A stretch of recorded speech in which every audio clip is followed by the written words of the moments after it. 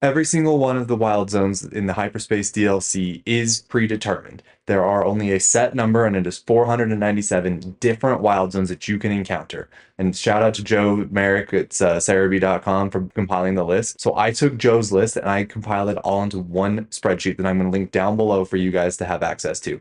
And I want you to use this tool to do exactly what I'm doing, to isolate the specific shinies that you are looking for and make the most out of your donuts, even if they aren't perfect. All right, so we're inside the spreadsheet here, and as you can tell, there's a bunch of different colors that we're seeing, these greens and blues.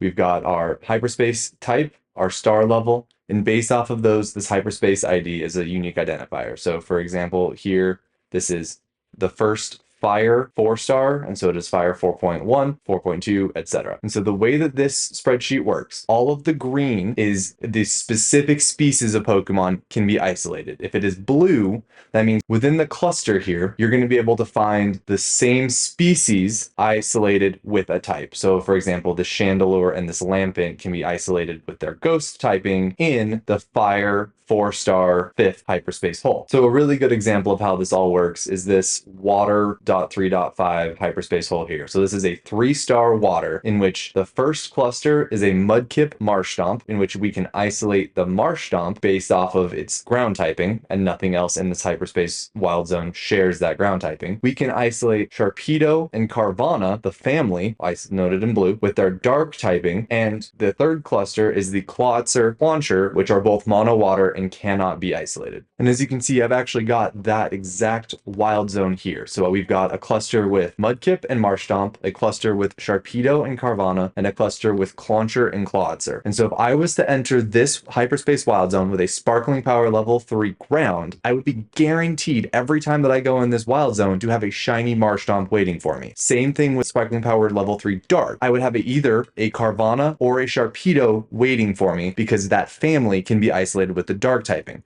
And so if you were to go into this hyperspace with a sparkling power level 3 but slightly inferior alpha power level 1 or 2, you'll be able to hunt these shinies with much better odds than just fly spamming over and over, because you can be so targeted with the Pokemon that you're looking for. So this is how we're going to take some of these suboptimal donuts for hunting shiny alphas and make them useful by using this isolation method. So on screen are the list of the flavor powers compiled on Cerebi, and for the sake of this video, we're going to focus on the sparkling power and the alpha power. So as we can see, sparkling power, for every 1 level, we get an additional 1 shiny roll. And then the alpha power, we start off at no boost. Every alpha has a 1% chance of showing up for every Pokemon in the hyperspace wild zones. But for level 1, we get plus 10% up to 11%. At level 2, we get plus 20% for a 21% chance. And at level 3, we get a whopping plus 50% for a 51% chance alpha. So we're going to look at the odds, but if you are going to be fly spamming, you want to be using that alpha power level 3. So in the sheet that I put on the screen up above here are the number of encounters that you would have to have before you expected to see a shiny alpha Pokemon. And so one thing that you're going to notice is if you have the shiny charm, you are more likely to find a shiny alpha just having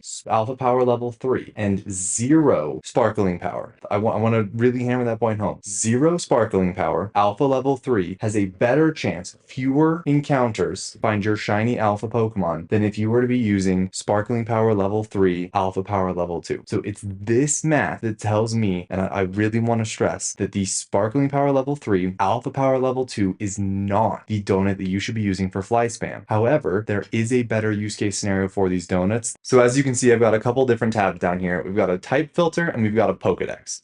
So we'll go into the type filter. So this is going to be useful for if you are looking through your inventory of donuts that you currently have that you don't want to fly spam with, or if you're working with Ansha re-rolling your donuts and you get one that looks good, but you don't know if you want to keep it. So for example, we'll come into the filter and we'll look at dark. I have a dark donut that I don't like. It's a sparkling power level 3, alpha 2, something that I'm not going to fly spam with. And we'll look at the list of options here. We've got Carvanha, Greninja, Houndoom, Inkay, Crocodile, Crocorock, Malamar, a Morpeko, that would be a good one. All right, there's an Overquill and a Quillfish that we can isolate with the Poison 5-star. This is a really good one. I don't have either of those, so I'm going to try and look for that. Or there's the other option of coming in with the Pokedex, and you can use the Pokedex view to sort by a specific species. say we wanted to look for an Eevee because Eevee wasn't one of the Pokemon that you could find in Area 20, as well as Espeon and Umbreon. So that's something that I'm still personally looking for as a shiny alpha. And look at this. There are a ton of hyperspace zones that you can isolate Eevee with. And now you would use a normal donut, obviously, for Eevee, but these would be the hyperspace locations and IDs that you would need to be looking for to isolate your Eevee. So I'm here outside of the 5-star poison hyperspace zone, and as you can see, we've got two different slowpoke clusters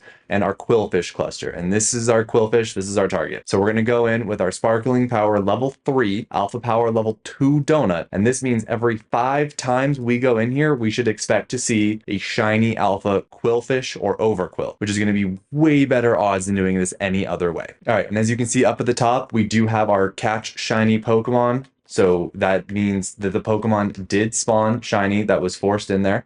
And so we're just going to run around and find it, and I'll cut back to when we got it.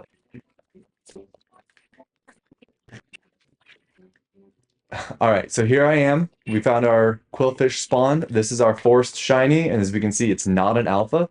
So all I'm going to do is reset the game, hit up XB to load from our backup data. And this is going to load our backup the last time that we did a fast travel, but at the location of the last time we saved at a Pokemon Center. So we healed our Pokemon. And I'm just going to fly back. There's our 5-star. And we'll do it again. All right, once again, not an alpha, so we'll just reset. All right, and as you can see, we got our shiny here once again. Different location this time, so we are re-rolling the location, and we'll just keep at it. Once again, shiny, no alpha. Keep going. All right, and there it is. There's our shiny alpha quillfish. So we'll wipe everything here. All right, lay down the hard save. Let's get it in a beast ball. All right, there we go. We got it. Now that you know how to make the most out of bad donuts, check out this video over here to see how to make the best donuts and the only recipes that I recommend in the DLC. I'll see you there.